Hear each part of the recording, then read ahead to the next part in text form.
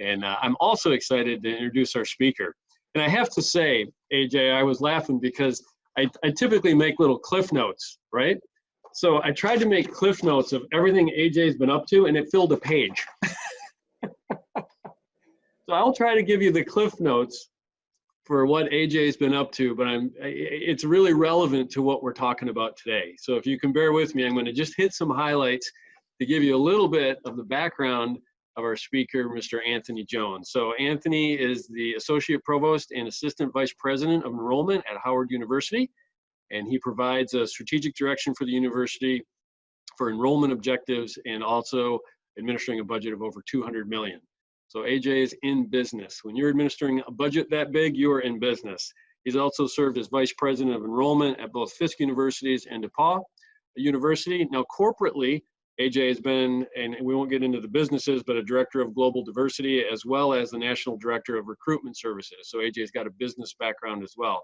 He's appeared on Fox News in Los Angeles, been quoted in publications such as Washington Post, Los Angeles Times, HR Executive, Ebony. He's spoken nationally to groups such as the American Council of Education, General Electric, Society for Human Resource Management, University of California at Berkeley, and the National YMCA Black Achievers and Blue Cross Blue Shield of Florida. So again, Anthony, you're not collecting any moss. It is clear. He's actually published the book and a workbook, Success by Design, Becoming the Person You Were Destined to Be. AJ is a summa cum laude and Phi Beta Kappa graduate at Fisk, holds a master's from Vanderbilt University and certification of diversity management and the university from the University of Houston, and also certification from Life Christian Bible Institute. He's got a list of things he's been involved with the community, and in particular to the Port Huron community. He's served as Vice President of Port Huron Kiwanis Club, member of the St. Clair Community College Diversity Committee, the Grants Committee for the St. Clair Community Foundation, an elder for the Living Work Church of God in Christ and Solid Rock Church, been a staff member at OT, and actually a staff member at Sons, where I had the opportunity to work with AJ. And in all of those things, one thing I can say personally is AJ, the thing that really makes AJ special, in addition to all those things, is the heart of caring. AJ has got a huge heart to care for people, and it shows in everything, all those things he gets involved in, that heart of caring. And I think that comes from his faith in Christ.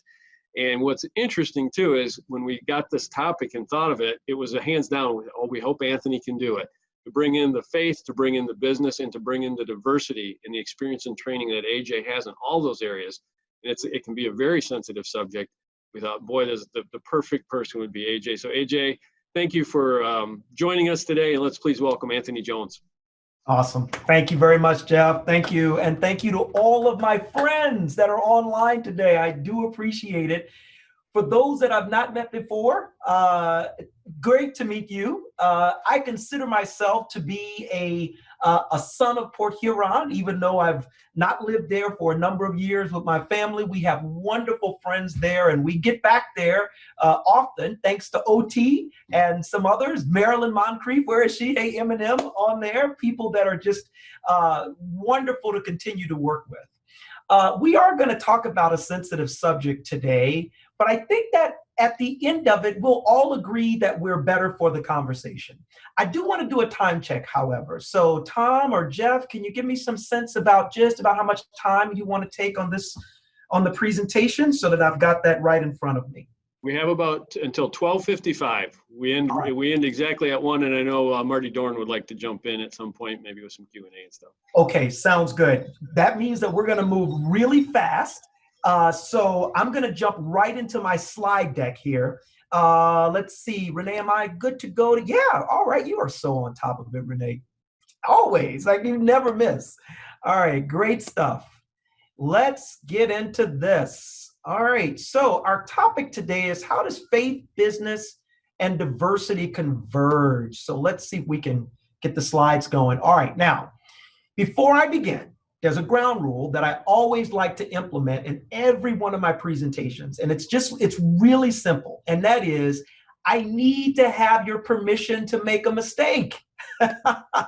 Talking about this subject is one of the most creative things that one can ever attempt to do. It is like trying to thread a needle to get all of things said just so right as to not cross any lines with anyone. I'm not that good. So I need your permission to possibly make a mistake regardless of who you are on the line. Now, if I've got that, I'm ready to move forward. All right, now, I'll just take it by faith that I do. Hey, Kevin Toddy, good to have you with us as well, sir, my good friend. Good to be here, bro. Let's talk about the biblical case for racial unity. Now, someone says, wait a minute, I thought we were talking about diversity. Why are we talking about racial unity? Because racial reconciliation and racial unity has to be our foundation for why we do this work. To do it otherwise places it solely in a secular bucket, and that, you know, is a place that has very little to no godliness in it. And if we're going to be successful at doing this work well and protect our hearts while we do it, it's very critical that we do this from a biblical lens. I won't go through all of the reasons here because of the time that we have. But as you can tell from these scriptures, this work is baked into our directives from the gospel. It is the expectation that we, according to John 17, would indeed be ambassadors on the earth, and that through Christ, we would be able to reconcile man back to him and ultimately back to our place that we were first born into through Adam and Eve. So when we talk about things like it confronts hypocrisy, it confronts defeat of self-righteousness, going down even further, it honors God's redemptive plan, and finally, it reconciles honor to God himself. So I just want you to know that in all of the years that I've been blessed to do this, I've been doing it from this vantage point right here. Boy, I really wish I had time to give you my full testimony, but I'll just say that it was through a miraculous conversion through the Spirit of God that God revealed to me that I had some heart issues as it related to race.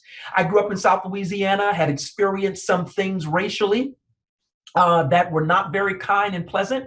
And so when I came to Christ, I thought that I had sort of sophisticatedly gotten all of that work through. But how many of us know that God is so faithful to us that he will just reveal the slightest of things that can trip us up and give a hand to the devil to just take us out? And so that's what he did with me. He began to reveal to me that I still had some inklings in my heart that I needed to deal with, some areas of bitterness that I needed to just kind of really work through when it came to race relations. And God helped me to do that.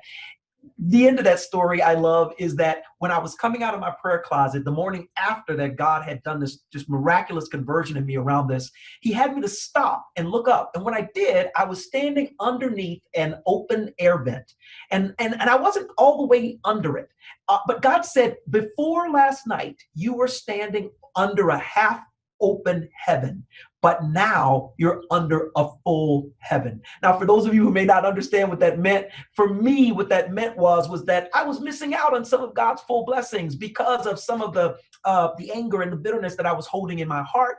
But after God did his miraculous change in me, I was able to access friendships, opportunities, and other things that really have created a full life, not just for me, but for my family. So again, this is the foundation that we do this work. And this is why we ought to be so excited to move forward, even into this very difficult and sometimes unfriendly conversation. We've got God on our side because we stand with truth. All right, so let's talk a little bit more about this.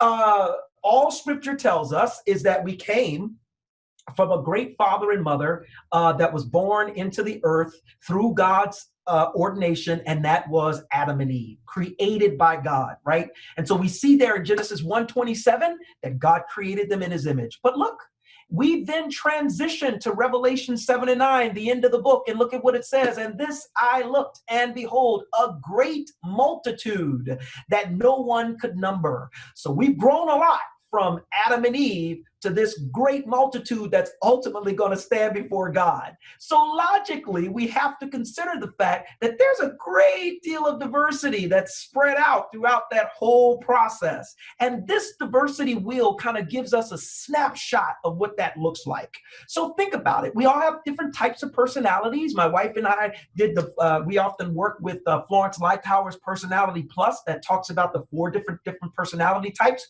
But then there's also things like age and ethnicity and gender and those things that kind of make us all different. Secondary dimensions, things that we can change a bit, like home or geography. My wife, family, and I lived in Port Huron at one time. We now live in Washington, D.C.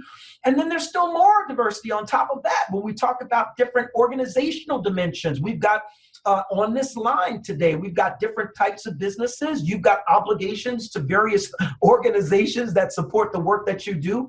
And I want to make the point that over time, now hear this, over time, value sets set in.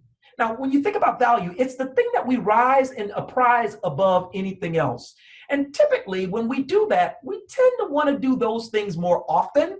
And so those things, therefore, become more habitual, and habits form cultures because that's what we do, and we do it all the time.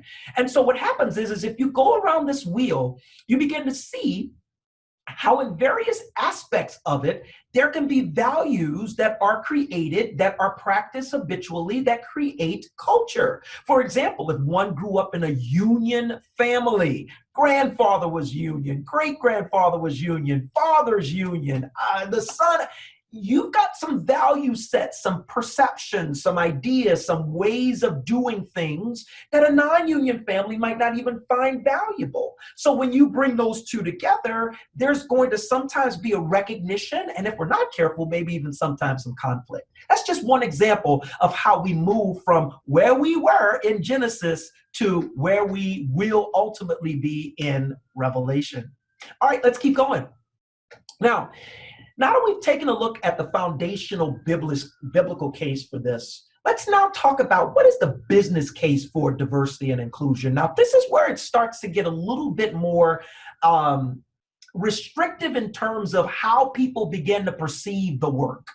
Because from beginning in the 1960s until now, there has been this constant evolution of this conversation. But what unfortunately has happened around it is imaging.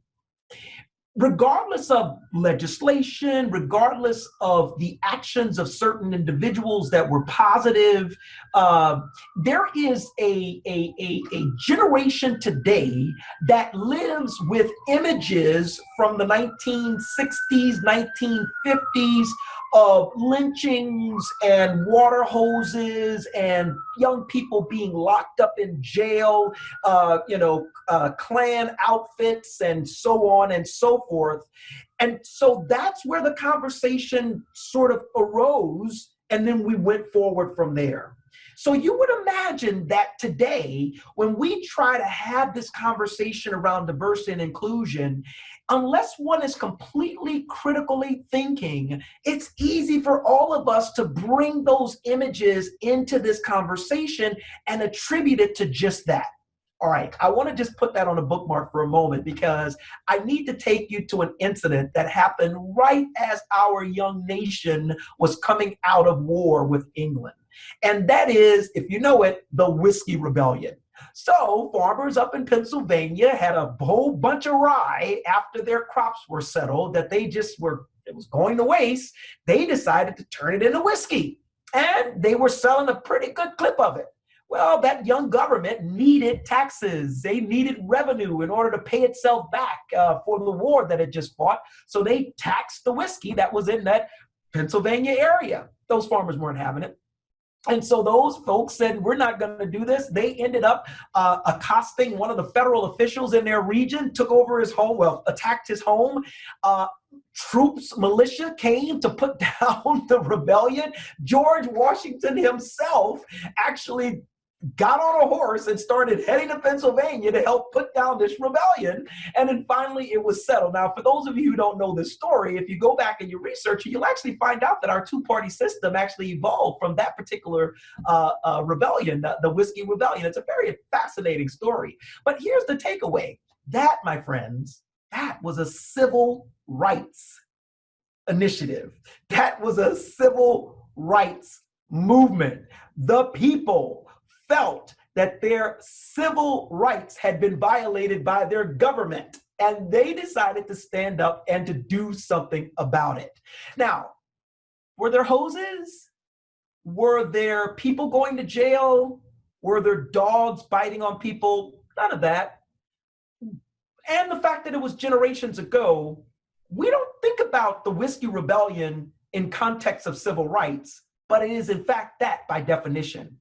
So my point to you is that for us who are going to be serious about this work, we have to take it out of the bucket of the sensationalism and drop it into the bucket of fact and truth, so that we are clear as to why we are doing this and how is it then a business perspective and a business imperative that we move it forward. All right, so we moved from the 1960s, civil rights enforcement, to affirmative action. That word came obviously from Lyndon Johnson, who said he wanted this to happen at all affirmative speed. And so there were policies put in place to make that happen. We went from that and evolved into respecting diversity. That's when the diversity conversation began to rise to the top. And by the way, a lot of that happened in the 1980s because African Americans in particular were shifting into predominantly white institutions. They were coming out with degrees at a more rapid pace. They were moving into the workforce and they were making greater demands. The women's movement had already been shifting in this direction, and they too were making greater demands on corporations and so forth. And so now this issue of diversity was coming more to the fore. In the 1990s, businesses began to recognize, wait a minute, you know what? We could actually use this to improve our relationships with our customer base. More diverse people gives us better ideas, more ideas. We can create more products that can reach more people. And so now it wasn't a matter of fighting against it. It was a matter of, hey, let's see how we can actually manage this process. Until finally, in the 2000s and now until now, there's been the idea of let's actually study it. We know that it's good for business, but let's actually study it and see what are the broader implications. Now, I will tell you that what drove this mostly was the growth of the internet and the growth of the global economy. Because now we're not just talking about diversity for diversity's sake. We're talking about now how to continually expand customer reach, expand relationships, and expand capabilities offshore. In your community, right there in Port Huron, in the Thumb region of Michigan, St. Clair County area, many of you on this call right now have connections to some global idea, global relationship, global necessity that helps your business move forward. And so that's what was happening here, was this need to sort of study this and let's see how we can go and improve it. All right, let's look at these in just a little bit more detail. Okay, equal employment opportunity. Now, that was a commission started in the federal government to be able to actually ensure that the laws that the government were putting in place to help support this evolution and this transition was actually being adhered to. But I want to be careful here, because at the same time that this was being put in place, it acquired for itself a punitive type of perception. And in many ways, I will admit that the EEOC, you don't want to go there. All right. Now, I will tell you, as a director of global diversity and someone who had to deal with EEOC issues in our company, there are fines and there are penalties and there is so forth that happen because of EEOC. But there's a flip side to it. And that is that it's sort of like in higher education, there is something that's called a program review when it comes to federal financial aid. You know, the country gives billions of dollars each year to American citizens to go and have a higher education. In fact, the Pell Grant Initiative it operates at a tune of $80 billion a year. So there's a lot of oversight to ensure that universities that are receiving those funds from their students, that they're doing it right. what the Department of Education offers is if a university has come up with any signals that they're not processing aid well, they will do a program review. They come in and they turn over every rock to make sure that they understand what the problems are and what you need to do to fix it. I say that because the equal employment opportunity actually can work in a similar way. They actually, for a person who is proactive about getting it right, can actually help an organization move forward with the clear direction on what are the steps to ensure that we are not only compliant to the government, but meeting the needs of our internal constituents as well as our external constituents. We know about affirmative action. I won't go very much into that, but the bottom line of affirmative action is that there were discriminate hiring practices that were being documented. It was being researched and shown in the aggregate. And so it was pretty hard to argue against the data. Now, we're going to get into why some of that's happening in just a moment. But that meant that there had to be some type of proactive way to ensure that talent was moving up and down the organization. And for some businesses, they said, yeah, I'm a CEO. I'm responsible to my, let's say if I'm a publicly traded company, to my stockholders. I can't control what a hiring manager way down in my company might be doing, but whatever he or she is doing is causing me not to take full advantage of the talent in my business. I need that fixed. And so you could see how there are pros and cons to this particular action. All right, I'm going to flip through the rest of this case because this we've talked about more. Diversity management, I mentioned it a moment ago, diversity case for the case for diversity and inclusion. Working definitions, once again, we talked about EEOC compliance, assuring that we comply with all the laws. Diversity is about valuing, promoting differences, and inclusion, which is a fairly new term to this. I would say probably within the last decade, you started hearing more about actual inclusion, which is different from diversity, right? Because inclusion, as the definition says here, is about empowering and leveraging the diversity in the workforce. So that goes back to what I was saying about, hey, they're here. Let's talk about how we can actually take advantage of the people that are here in this diverse environment that we have, right? All right. Oh, by the way, I want to stop for a moment. And I want to go back. Let me just go back really quickly. I know we don't have a lot of time here, but I just want to make a point. In the diversity wheel that you see there, this is how you can be an all-white organization and still have diversity issues. Notice that race is only one dimension of the, I don't know how many others that we've got on this wheel.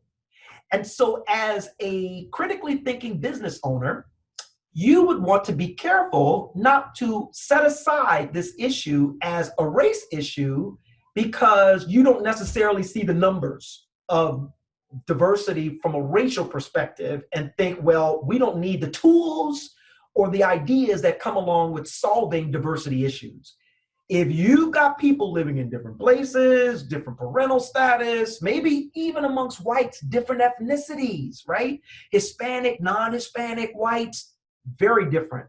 What does that mean? And so you want to be conscious that this is a conversation, not just along racial lines, but along multiple lines. I was doing a diversity training once in the middle of Indiana, all white men in my class. And you should have seen the look on those guys' faces. It was the look that said, why in the world are we here? Well, this is a waste of my time, man. But I will tell you that by the end of that class, they got it. The light bulb went on because they understood the exact principle that I'm talking to you about right now. All right, now we're going to move past the business imperative for right now. I'm kind of rushing through because I want to get you through this next section. But you see some of the whys, the business imperative, there's an economic imperative, and certainly there's a human reason for why we want to do this. All right, let's talk about barriers to hiring the most qualified talent. Barriers to hiring the most qualified talent. Now, I want to show you three. A change in demographics that is inevitably happening. Degree attainment impacts this. And then finally, there are issues around bias, and there are more specifically issues around racial bias, right? All right, let's get into it. All right, in terms of changing demographics, take a look at this. This study from the US Census shows that as a nation, we are living longer. And as a result, we have an elderly growth trend that is in fact accelerating and expecting to be at an all-time high by 2030. What that effectively means is that the amount of talent that's available coming out of American high schools today and into the workforce is reducing. Now, there's another factor that I want to play in that plays into this, and that is this. Look at bullet number 1. The number of 35 to 44-year-olds, that it actually fell between 2000 and 2015. Now, along with that, there's another group that we have to be mindful of that is going to have significant impact on our workforce in the very, very near future. And those are the young people that were supposed to be born at the time of the Great Recession. From 2008 to 2013, we had over less than 1 million babies that were projected to be born if the birth rate would have stayed on its current trajectory before the 2008 crash hit. You know, the crash happened. Not everybody was so gung-ho about having more kids, right? More mouths to feed. Not everyone was in the best position to do that. So we saw a significant decline.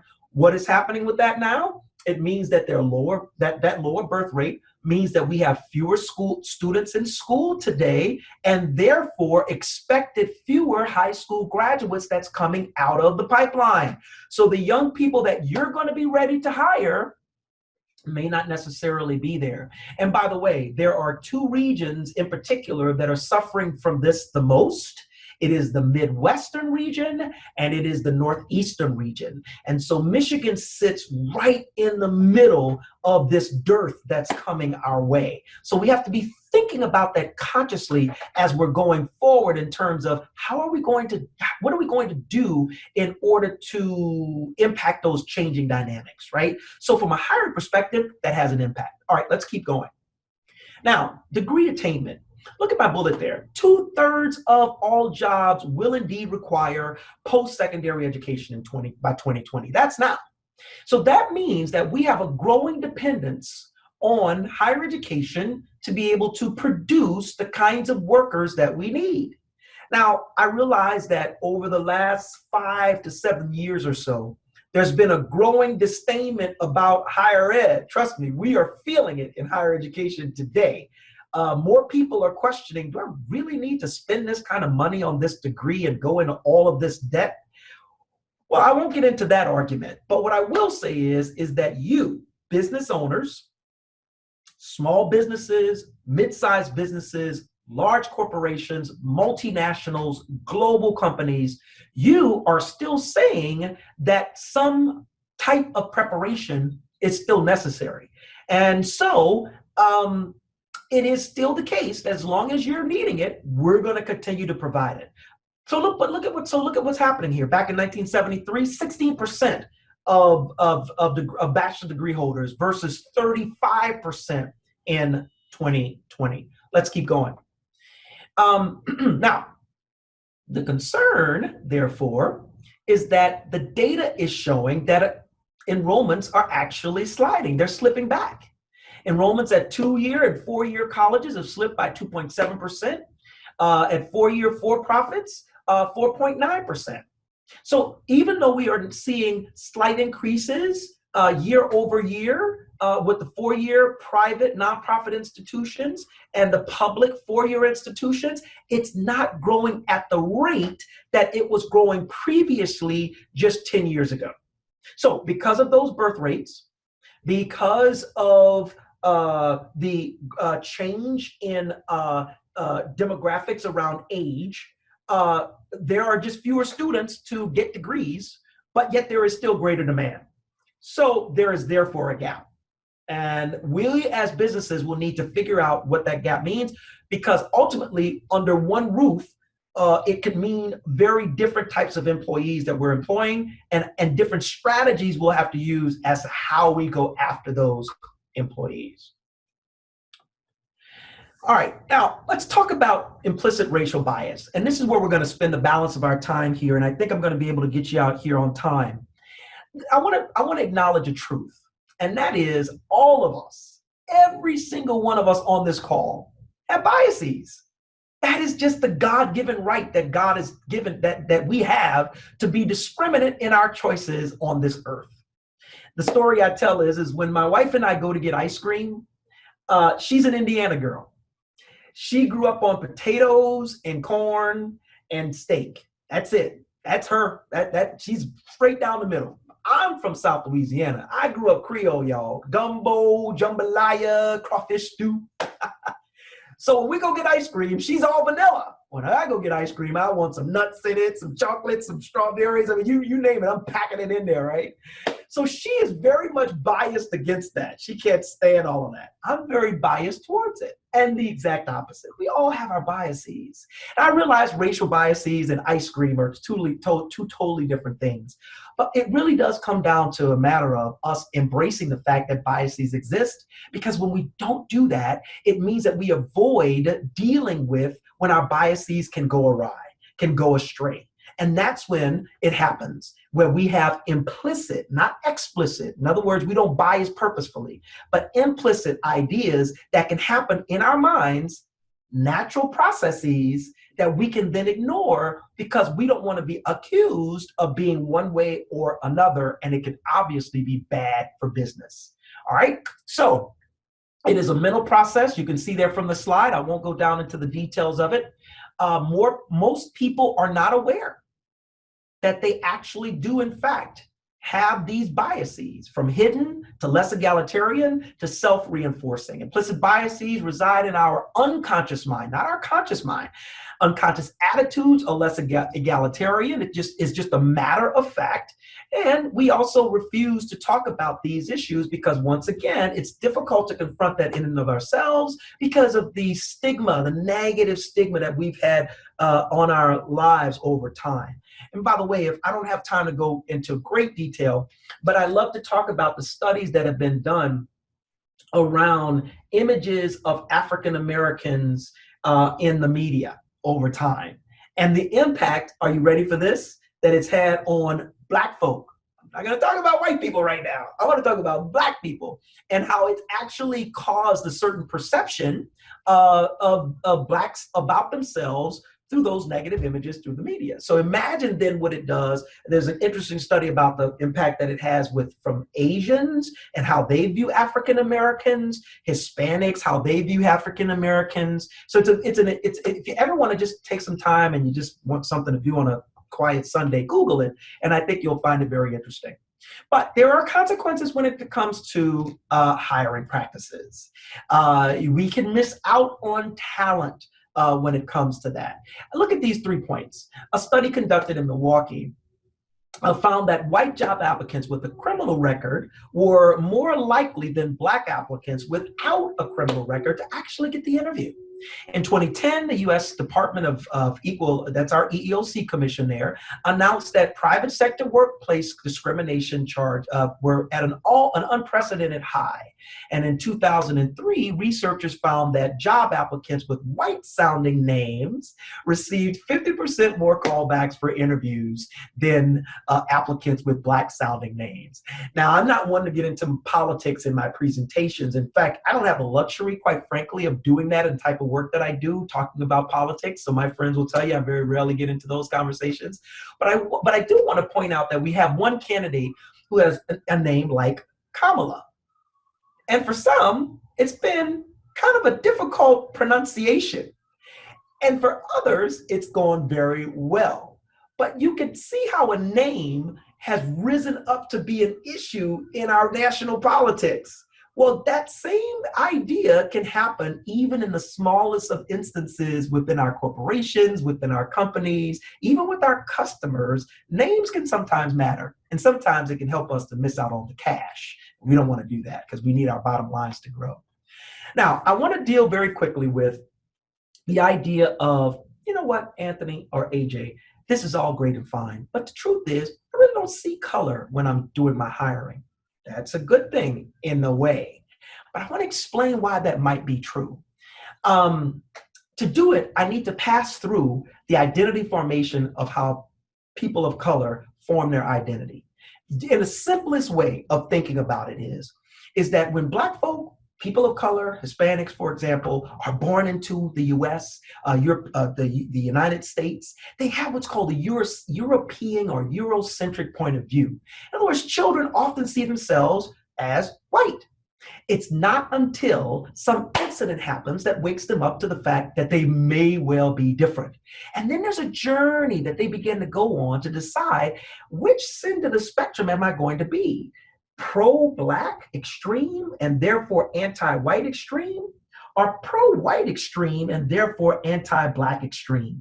Well, the researcher that did this work, a gentleman by the last name of Cross, did it in the early 1970s, says that most people of color, particularly most African Americans, fall somewhere in the middle. Well, we have some affinity for our pro-Black side or our Blackness, but yet at the same time, we take on some aspects or some attitudes of our majority white world, right? That's sort of what tends to try to form Black identity.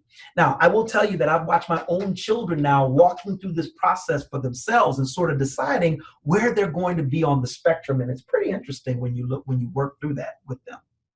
But what about white racial identity formation? And this is what I wanted to get to when in terms of perception. Look at this first bullet point when it says contact. It says that based on the research, when you're in a majority population, let's take race out of it for just a moment. When you're in a majority population, whether it's majority men or majority women or this majority white or majority Black, no one tends to see the other, because the value system is based off of people who are in the majority. So if you happen to be white, born into a society where most people look like you don't have to necessarily notice the other. It's not a requirement that you have. But reverse that for a moment. If you are the one who is born in the minority population, you're constantly reminded that you're different, because everybody you see around you isn't like you. And so there is this constant barrage of thoughts. So there was a study that was done on how white college students form relationships with one another, and how Black college students form relationships with one another, and how Black college students form relationships with whites, and how the same in reverse. And it was interesting because when whites got together with another white, they would say things like, hey man, let's go get a burger, or let's go get some pricey ice cream, like AJ would. And that was good enough. But when Black kids got together with white college students, the conversation was often about racial things. And the verbatim feedback that the study showed was white kids would say things like, hey man, how come we always got to talk about race? It's like, can't we just go get a burger? Can't we just go to the movies, right? And the Black kids like, no, we got to deal with this stuff, right? Well, what's happening there? It is this dynamic of majority, minority. What are you being reminded of constantly or not being reminded of, right? So when it comes to hiring practices, this very thing can in fact play out. Explicit biases can play out. And these ideas of what happens when we are acculturated in a majority population. And again, I put race in it, but it could be majority anything, right? All right, so very quickly as we close, 7 practical ways to reduce bias in your hiring process. Seek understanding. Number 1, understand what, you got to study this thing, right? I mean, you've heard my presentation today. Hopefully this has got some thoughts going on in your head. You're going to go back and you're going to take what likely is a very intellectual approach to this, right? Because you might feel like you got it. But the reality is you kind of have to pull back the onion a bit, do some assessment in your organization, see what's really going on, look at the data, and that's when you can begin to form plans around it. And by the way, in case you need help with that, my business can help you do that. Number 2, rework your job description. Subtle words can make a difference, like words like competitiveness versus collaboration can speak totally two different messages to two different types of people. Go blind for resume review. That gets back to that name mentioning that I was talking about earlier. Give a work sample test where you sample the kinds of tasks that the person is going to be doing and how they work through those particular tasks. Kind of takes the biases and strips it off. And I apologize for some of my misquotes in there. Standardized interviews. So taking interviews from less of a conversational interview to more of a structured interview where everyone's answering the same questions so that you take the bias out of it, right? And then consider likability. Now, there's nothing wrong with liking people over another person when it comes to making a hiring decision. We all do it. I certainly have done that before, and I'm not even going to say I've been guilty of it. That's just human nature. But if you're going to use that as part of your process, then the recommendation is that you come up with a likability score. Just score people to see how much you like them and add it to the other scores that you use to make your hiring decisions. That way, when your hiring manager or you are looking at the data, you can see of all the candidates who scored the highest from a likability standpoint, and you can add that into the mix of things you use to make your decisions. And then finally, the dreaded diversity goals. All right, here's always my take on it. Whatever doesn't get measured doesn't get done. Stuff that doesn't get measured stays out in the margins. You've got to tie this to somebody's pocket, and that's how stuff gets traction in your organization. But here's the key. I never encourage any of my clients to tie diversity goals to the actual hire. But I do say tie them to your pools. Ensure that you charge your HR department or your hiring folk or whomever it is that is creating your pool with trying to create the most diverse pool possible. All right, that's it. Marty, it's all yours.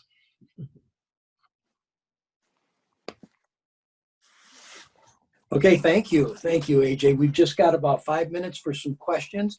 If you have a question, please type it in and we'll do our best to get it asked. We've had some questions that were pre-submitted to you, AJ, that came to us. And talk to us, if you will, about some of the hot button issues. You're on with a lot of white folk here today. So let's talk about the hot button issues from that side of the coin. And by the way, everybody, just in full disclosure, Anthony and AJ and I are good friends. And we work together a little bit here. So anyway, so the question came up about, doesn't this ultimately lead when you to preferring somebody, to reverse discrimination? What do you say to the majority people who feel they get left behind? How do you answer that question, AJ? Yeah. So let me just check here. My system seems to be slowing a little bit. Hopefully you can hear me okay. It's breaking up a little. It's breaking up a little. Okay. I'll try to articulate well. It is not easy. And rarely can people come out of a situation like what we're talking about where the needle has been thread perfectly. It can also sometimes result in lawsuits and disgruntledness. And it can even, if not handled well, ruin some of the cultural aspects in your business. All right, so what is it that you should think about when it comes to this? You've got to use the data. You've got to use the data. You have to be in a position to be able to, if the question arises, you have to do two things. One, you've got to start with the business case. You've got to know why you're doing it. And it can't be for one of the three that we looked at earlier. It would have to be for all of the three: the business imperative, the economic imperative, the cultural human imperative.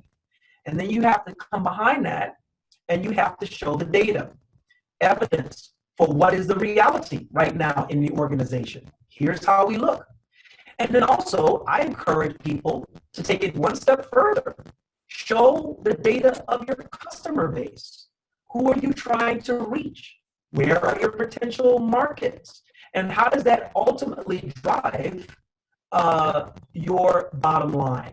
And then finally, I would say pay attention, pay really good attention on how well your process is being done.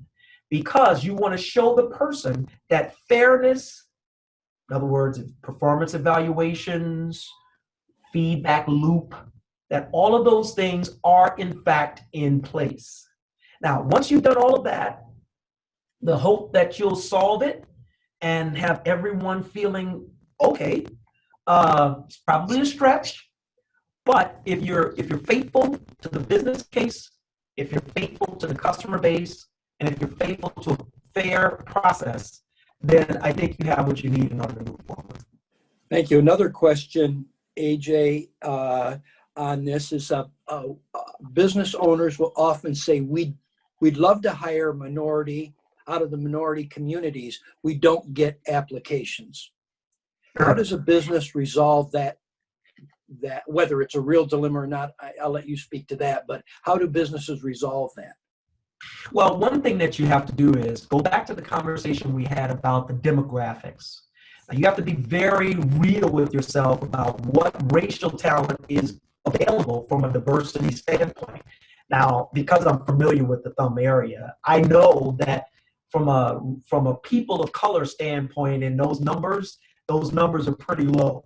In fact, I just, as you know, Marty, we did a presentation for the Community Foundation recently where we're talking about some larger community initiatives around this. And so I brought in some research about demographics in the Thumb region, and you just don't have a lot of people of color from which to choose. So that is true. However, it still doesn't mean that the steps, the practices can't be used. Best practices can't be used. For example, people hire from their personal networks.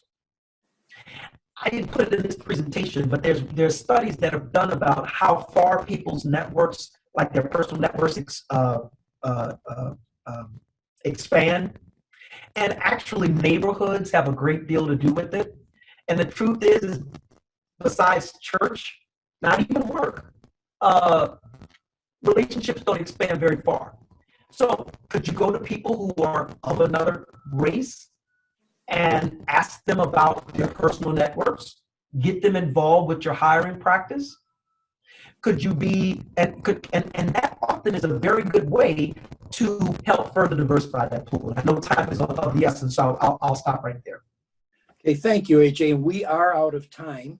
I'm sorry, it's 1 o'clock and we're committed to letting you go on time. But if you have questions or if you would like to communicate with AJ, he's been very helpful in my life and I appreciate him. So I wholeheartedly endorse him for helping you. So